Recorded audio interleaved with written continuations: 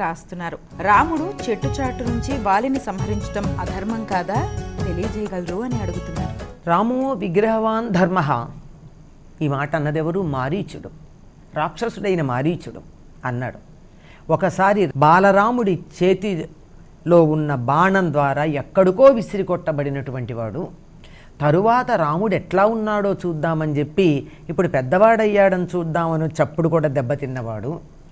రావణుడు రాముడి దగ్గరికి మాయలేడిగా వెళ్ళమని చెప్పినప్పుడు ఈ మాట అంటాడు, మూర్తీభవించినటువంటి ధర్మము రాముడు అని. మరి మూర్తీభవించిన ధర్మం అయినప్పుడు చెట్టుచాటు నుంచి వాలిని చంపడం ఏమిటండి? ఇది మనకొచ్చిన సందేహం. చంపబడ్డ వాలి కానీ వాలి భార్య అయినటువంటి తార కానీ ఈ ప్రశ్న అడగల. నీ ధర్మం నువ్వు నిర్వర్తించావు, నేను పొరపాటు చేశాను, శిక్షించావు అని ఊరుకున్నాడు కానీ వాలి రాముణ్ణి నిందించల. తార కూడా నీ చేతిలో ఉన్న బాణంతో నన్ను నా భర్త ఉన్న చోటికి పంపించు, నీకు పాపం రాదు, నా భర్తని కలిపిన పుణ్యమే వస్తుంది అన్నదే కానీ నా భర్తని ఎందుకు చంపావు అని చెప్పి తార కూడా అడగల. వాలికి తారకి లేనటువంటి సమస్య మనకెందుకు వచ్చిందో నాకు అర్థం కాదు. దెబ్బతిన్న వాలి కానీ దానివల్ల నష్టపోయిన తార కానీ రాముణ్ణి నిందించలేదు మనం అంటున్నాం. సరే, అది కూడా ఆలోచించుకోవాలి. ఎందుకు అంటే రాముడు చెట్టుచాటు నుంచి వెనక నుంచి చంపాడు అని ఏం లేదండి. వెనక నుంచి చంపితే గుండెల మీద ఎలా తగులుతుంది బాణం? వాలికి గుండెల మీద బాణం తగిలి చనిపోయాడు అంటే వెనక నుంచి చంపల.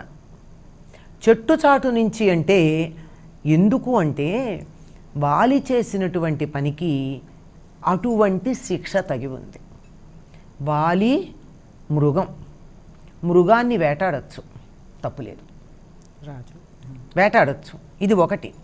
రెండోది, వాలి అడుగుతాడు రాముణ్ణి, అడిగాడు, అడగకుండా ఊరుకోలా. అది నువ్వు అధర్మం అనలేదు, ఎందుకు చంపావో చెప్పమన్నాడు. నా చర్మం పనికిరాదు, నా గోళ్ళు పనికిరావు, నా మాంసం పనికిరాదు. కోతి యొక్క గోళ్ళు వాడరు, చర్మం వాడరు, మాంసం తినరు, అసలు మాంసమే ఉండదు దాని శరీరంలో అసలు గట్టిగా చూస్తే. అట్లాంటిది నన్ను ఎందుకు చంపావు అని అడిగితే దానికి రాముడు సమాధానం చెప్తాడు. ఈ భూమండలం అంతా ఇక్ష్వాకులది, ఇక్ష్వాకులు పరిపాలన చేస్తూ ఉన్నారు. ప్రస్తుతం ఇక్ష్వాకు రాజ్యాన్ని భరతుడు పరిపాలన చేస్తూ ఉన్నాడు. రాజ్యంలో ఎక్కడన్నా ఎవరైనా తప్పు చేస్తే నేరస్తుణ్ణి శిక్షించటం ధర్మం.